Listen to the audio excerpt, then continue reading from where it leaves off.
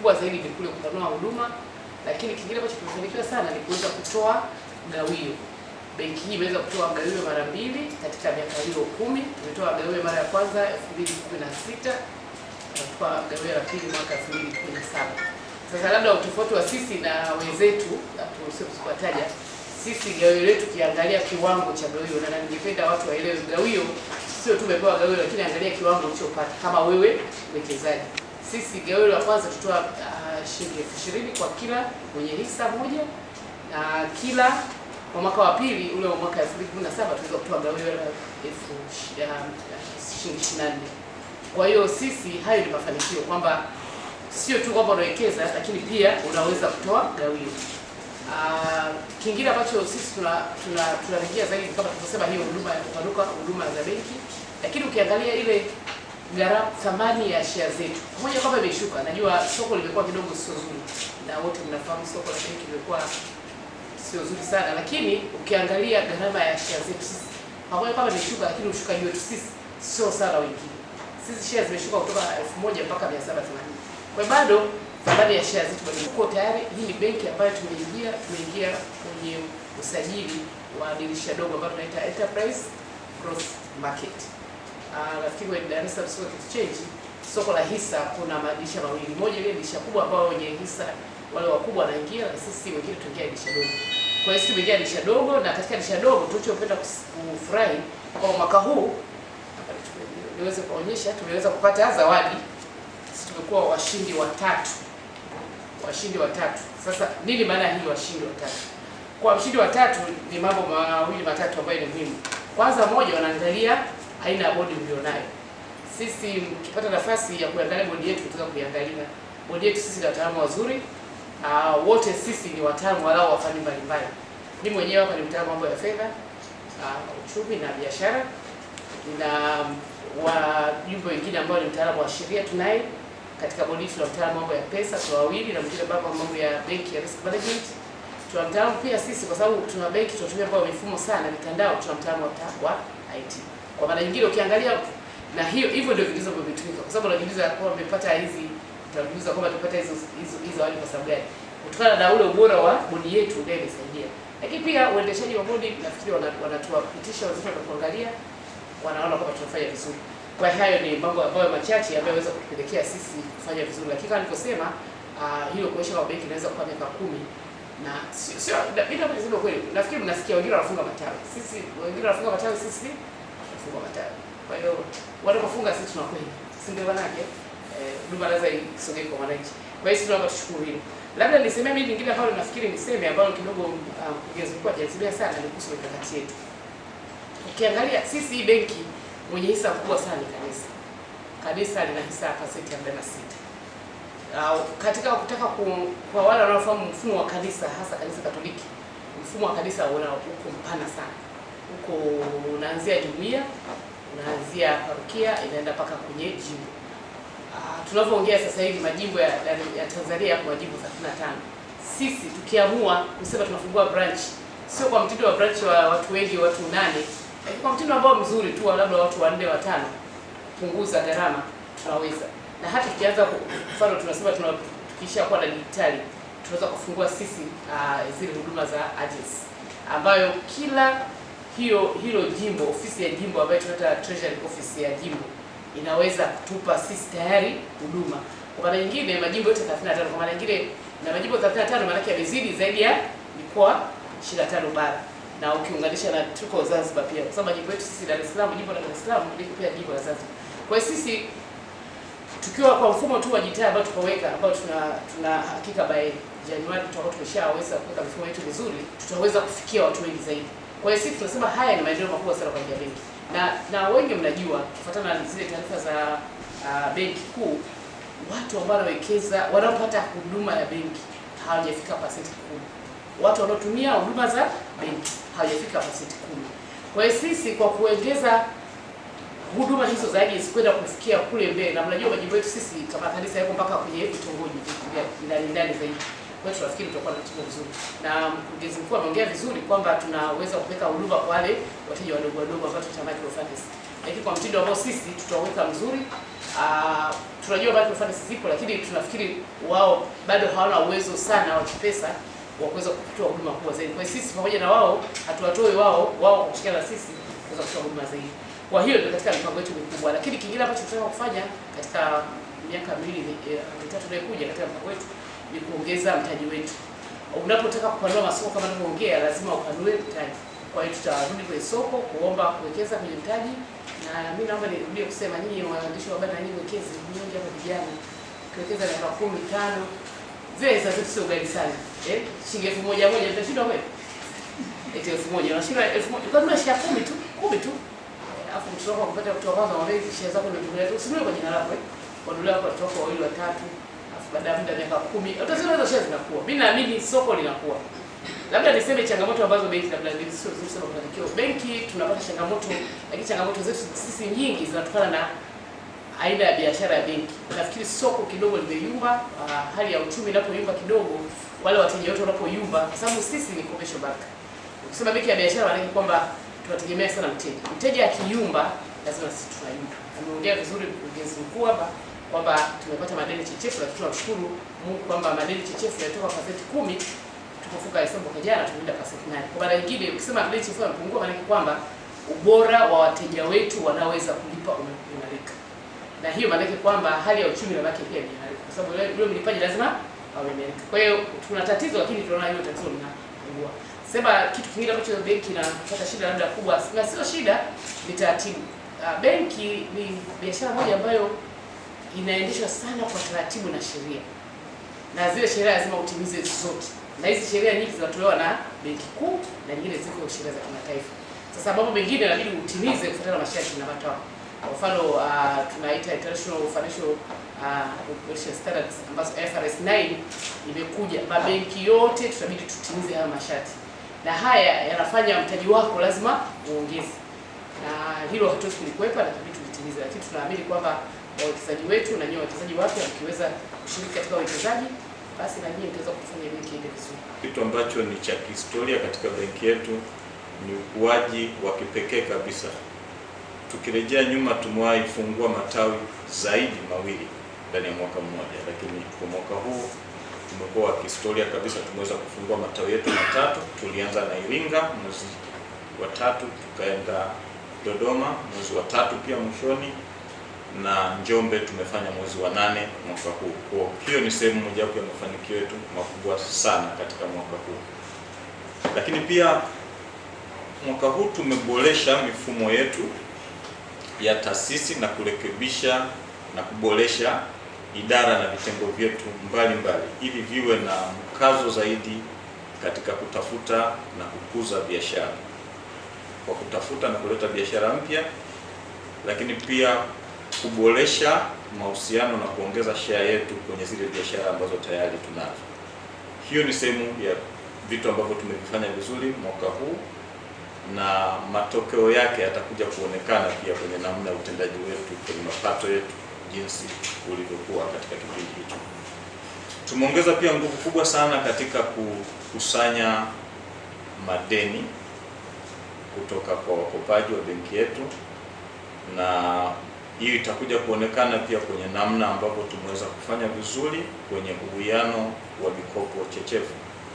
Ukilinganisha 10% ambayo ilikuwepo kwenye robo ya pili ya mwaka, lakini pia ilikuwa ni 10% tulipokuwa tunafunga mwaka uliopita 2018, lakini kota hii ya 3 ama robo hii ya 3 tumeweza kufunga tukiwa tuna 8%.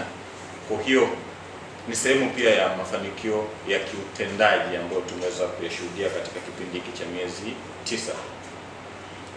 Tumeweza kuboresha vipengele kadhaa katika mikopo yetu ya kimkakati, ikiwemo mikopo ya watumishi, na mojawapo ya kipengele kikubwa kabisa tunaweza tukakizungumzia ni kuongezwa kwa muda kutoka miezi 60 tuliokuwa nayo hapo awali mpaka miezi 84.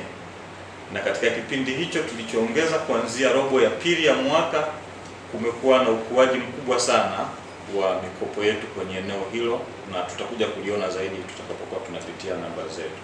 Lakini pia tulianzisha namna ya kuboresha mauzo yetu ya huduma zetu za kibenki, tumeongeza mawakala wetu wa mauzo, tumewaweka katika matawi yetu mara popote pale tulipo, lakini tumewapeleka hadi kwenye maeneo mengine ambapo kuna masoko yale tuliyoyalenga kuyahudumia. Kwa kipindi hiki cha kota tatu cha robo ya tatu ya mwaka, tumeweza kuona kukua kwa amana za benki, tumeweza kuona kukua kwa mali za benki kwa ujumla wake, lakini kukua pia kwa mikopo na karata za benki. Sehemu ya hayo mafanikio yametokana na uwepo kwa hiyo mifumo mizuri ya mauzo, wakiwemo hao mawakala wa mauzo. Lakini tumeanza safari yetu ya kuboresha miundombinu yetu ya kidijitali katika utoaji huduma za kibenki. Katika hii miezi 9 ya mwanzo, tulianza kwa kuboresha mfumo wa utoaji wa kadi zetu za ATM. Sasa hivi mteja wetu anaweza akafungua akaunti na kupata kadi yake ya ATM papo hapo, tofauti na ilivyokuwa hapo awali ambapo tulibidi asubiri siku 2, 3 hadi 4. Tukija kwenye upande wa mafanikio tuliyopata katika eneo la kifedha na kimapato, kwanza mikopo na karata zimekuwa kutoka bilioni 113 tulizokuwa nazo hadi tunamaliza robo ya pili ya mwaka mpaka bilioni 126 ifikapo Septemba mwaka huu. Lakini amana za benki zimekuwa pia kutoka bilioni 141 tulizokuwa nazo kwenye robo ya pili mpaka bilioni 149 tulizofunga nazo robo ya tatu. Mali kwa jumla za benki, kwa maana nyingine total assets, zimeweza kukua pia kutoka bilioni 184 tulizokuwa nazo robo ya pili mpaka bilioni 196.9 tulizokuwa nazo robo ya tatu, ingaje lengo letu kwenye budget yetu ilikuwa ni bilioni 194, kwa tumeweza kuwa zaidi ya budget kwa eneo hilo. Ukuaji huu wa mikopo una tafsiri chanya ya ukuaji wa pato letu la riba kama benki. Kwa hiyo kwenye pato letu la riba, hasa tukiangalia pato halisi la riba, kwenye robo ya pili ya mwaka tulikuwa na bilioni 3.2, lakini tumeweza kupata kufikia robo ya tatu tumeweza kupata pato halisi la riba la bilioni 5.1, ambapo budget yetu ilikuwa ni bilioni 4.4. Kwa hiyo tumeweza kuzidi kile kiwango ambacho tulikuwa nacho kwenye budget. Ada, commission pamoja na mapato yasiyo ya riba tulikadiria kuwa na milioni 899, lakini kota iliyopita au robo hiyo ya pili tulipata milioni 853. Robo hii ya tatu tumeweza kupata bilioni 1.1. Ukiangalia gharama za uendeshaji za benki, tumeweza pia kuweka mifumo imara ya kuweza kuhakikisha kwamba tunafikisha huduma zile zile na za kiwango kile kile, lakini kwa gharama ndogo zaidi. Tumeweza kuzipunguza. Ukilinganisha bajeti yetu tulikuwa tumefikiria kutumia bilioni 5.09, lakini tumeweza kutumia kiuhalisia bilioni 4.5, ambapo tumeweza kufanya saving ya kama milioni 572. Kwa hiyo haya yote kwa ujumla ndiyo yaliyotupelekea kama benki tuweze kumaliza robo ya tatu ya mwaka tukiwa tuna faida ya bilioni 1.254, tofauti na robo ya kwanza ya mwaka ambapo tulikuwa tuna hasara ya milioni 227 na robo ya pili tukawa tuna hasara ya milioni 902. Lakini robo ya tatu tumeweza kubadilika kabisa na kuweza kupata kiwango hicho cha mafanikio katika pato na faida ya benki. Katika hili ni washukuru sana wateja wetu wa Benki ya Mkombozi ambao wameendelea kutunga mkono katika kipindi hiki chote cha utendaji wetu kwa kutumia huduma za benki yetu ya Mkombozi. Lakini kiupekee kabisa ni shukuru bodi ya ukurugenzi inayosimamia vizuri hii benki, ni shukuru management ya benki yetu ya Mkombozi, pamoja na wafanyakazi wenzangu wote wa Benki ya Mkombozi ambao wameendelea kutenda kazi zao kwa ufanisi mkubwa kabisa na hatimaye kuweza kupata haya mafanikio ambayo tunayo na tunayatamka siku hii ya leo. Nitazungumzia kwa ufupi sana kwenye mikakati tulionayo kama benki. Mikakati tulionayo kwanza ni kuongeza uwekezaji wetu katika mifumo ya kidijitali. Tulianza kwa kufanya baadhi ya vitu kama nilivyoweza kuzungumza kule mwanzo, kuboresha mifumo kadhaa ya utoaji wa huduma ikiwemo ile ya utoaji wa ATM card chap.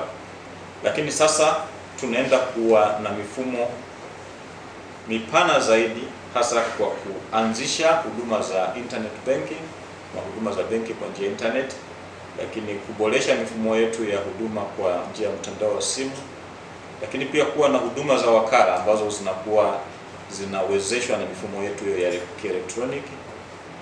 Tunatarajia kuwa na mifumo pia ya makusanyo ya malipo katika taasisi zile za huduma za jamii kama hospitali.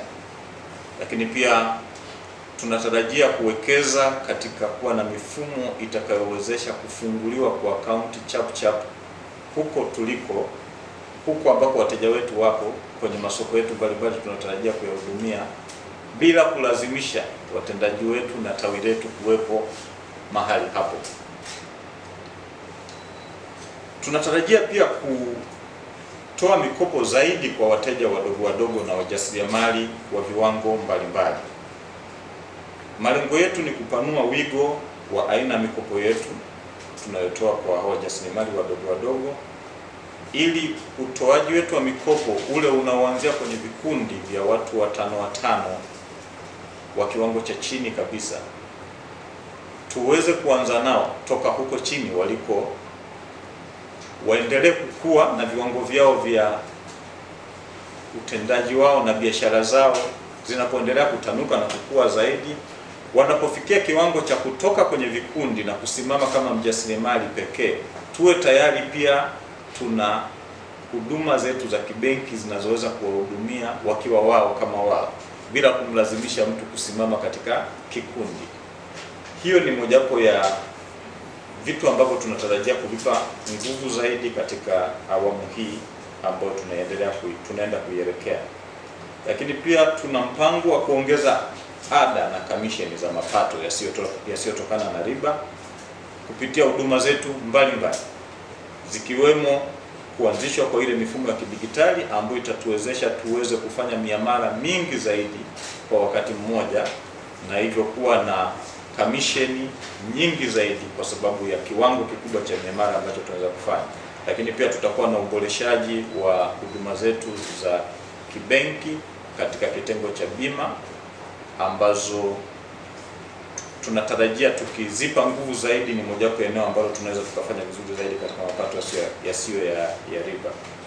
Binafsi kwa sababu Icon nimefanya nayo kazi, ni taasisi kwa maana ya media ambayo binafsi na appreciate. Kwanza imekuwa na wafanyaji kazi ambao wanajituma kwa ajili ya kuona kwamba tasnia ya habari inawafikia Watanzania wengi. Nimepata fursa ya kusafiri na watu wa Icon TV, tukaenda maeneo mengi ya vijijini ambayo watu wengine hawawezi kuyafikia kwa sababu ni maeneo ya vijijini, na Watanzania wanataka waone hali halisi ya maeneo haya ya vijijini. Kwa kazi inayofanywa na Icon ni kazi kubwa ambayo inapaswa kuungwa mkono kwa namna yoyote ile. Watoke hapa walipo, mimi natamani nione TV kabisa likubwa kabisa Icon siku moja, wawe na TV lao kubwa, wawe na chombo chao cha radio kikubwa. Natamani kuona kitu hicho kikipatikana na kikiwezekana soon. Kwa hiyo kuwa naombea dua, na wakati wote atakaponihitaji kwenye contribution yangu kuona kwamba Icon wanakwenda mbele, niko tayari kuunga mkono. Shukrani sana na tukukaribisha katika miaka mitatu ya Icon TV Desemba 22. Asante sana. Walisema hayajai, sasa yanamwagika. Hapa tunaizungumzia Icon Online TV. Tunajua safari ni ndefu, lakini tutafika. Desemba 22 mwaka 2019 ambapo Icon TV itakuwa inaadhimisha miaka 3 toka kuanzishwa kwake. Yes. Hii ni zaidi ya birthday. Tutakula, tutakunywa na mwisho tutafanya dua maalum kuiombea mema na mafanikio Icon TV. Tukutane Desemba 22 mwaka 2019, Dar es Salaam.